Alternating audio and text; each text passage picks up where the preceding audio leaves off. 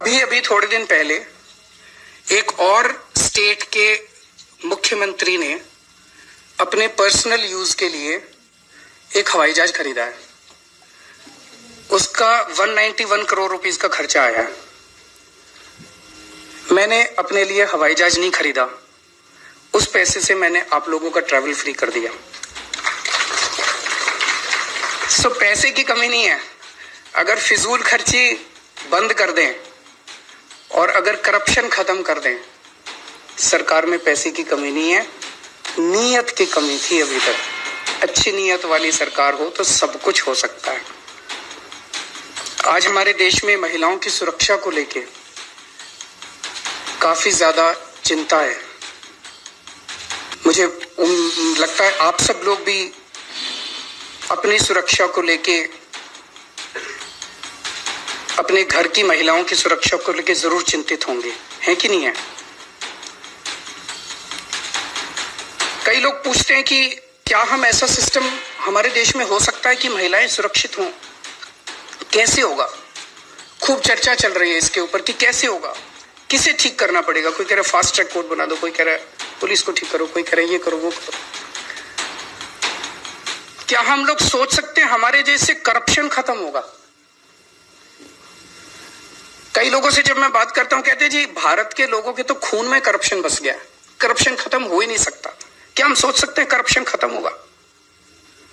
जब हमारी पहली सरकार आई थी, 49 दिन की सरकार, आप में से जो लोग दिल्ली में रहते हैं, आपने खुद ने सुना होगा और एक्सपीरियंस किया होगा, उन 49 दिन के अंदर करप्शन दिल्ली में कम नहीं हुआ था, करप्शन दिल्ली में खत्म हो गया था 49 दिन के अंदर। यही कारण था कि अगली बार लोगों ने हमें 70 में से 67 सीट दी थी। जो पहली सरकार थी उसमें हमें 28 सीट मिली थी। दिल्ली से करप्शन खत्म हो गया था। आप लोगों की थोड़ी सी मेमोरी में याद दिलाना चाहूंगा।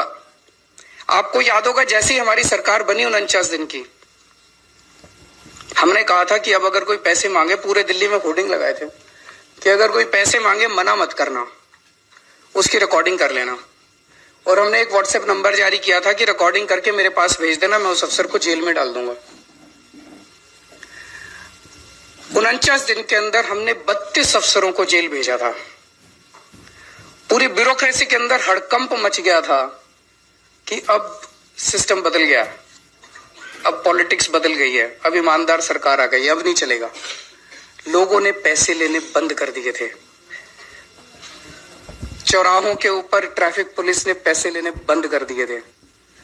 आप सरकारी दफ्तरों में जाते थे, सरकारी दफ्तरों के अंदर अफसरों ने, कर्मचारियों ने पैसे लेने बंद कर दिए थे। और सबसे बड़ी बात है, लोगों के हाथ में ताकत आ गई थी। कोई कहीं जाता था, मान लीजिए राशन कार्ड बनवाने जा रहा है, लाइसेंस बनवाने जा रहा है, सामने वाला कुछ कहता है, वो कहता है फोन निकालूं, रिकॉर्डिंग करूं तेरी, केजरीवाल को भेजूं। लोगों का फोन उनकी सबसे बड़ी ताकत बन गई थी। हमने कहा था कि अगर कोई पैसे मांगे मना मत करना, उसकी रिकॉर्डिंग कर लेना। तो अगर कोई पैसे मांगता था, लोग धमकी देते थे कि फोन निकालूं, अभी तेरी रिकॉर्डिंग करता हूं मैं। लोगों, अफसरों ने पैसे लेने, और जैसे ही हमारी 49 दिन की सरकार गई, जैसे ही मैंने इस्तीफा दिया, मुझे ढेरों कहानियां सुनने को मिली कि जिन कई जगह ऐसा है कि करप्शन बड़ी सिस्टमैटिक है, हफ्ता जाता है, महीना जाता है, फिर उन्होंने, अफसरों ने बुलाया, पुलिस वाले ने बुलाया कि पिछले 49 दिन के भी पैसे रख के जाओ, बुला अब अपने तेरे केजरीवाल को, हम देखते हैं। तो 49 दिन में क्या हुआ? 49 दिन में यह हुआ कि लोगों को एक कॉन्फिडेंस आया कि सरकार हमारे साथ खड़ी है। अब हम मना कर सकते हैं करप्शन, अब हम पैसे देने के लिए मना कर सकते हैं, हमारा काम नहीं रुकेगा। मैंने कहा आप रिकॉर्ड करके भेज देना, उस अफसर को तो जेल भेजेंगे, आपका काम भी हम फ्री में कराएंगे। और लोगों के काम हुए, अपने आप होने लग गए, मेरे को कराने की जरूरत ही नहीं पड़ी। लोगों को लगा सरकार हमारे साथ खड़ी है, हमारा मुख्यमंत्री हमारे साथ खड़ा है। ये बहुत बड़ी बात थी। अगर 49 दिन में देश की राजधानी के अंदर करप्शन खत्म हो, उसके बाद मैं जानता हूं आपका क्वेश्चन होगा उसके बाद क्या हुआ। फिर जब हमारी अगली सरकार आई, 3 महीने हमने ये किया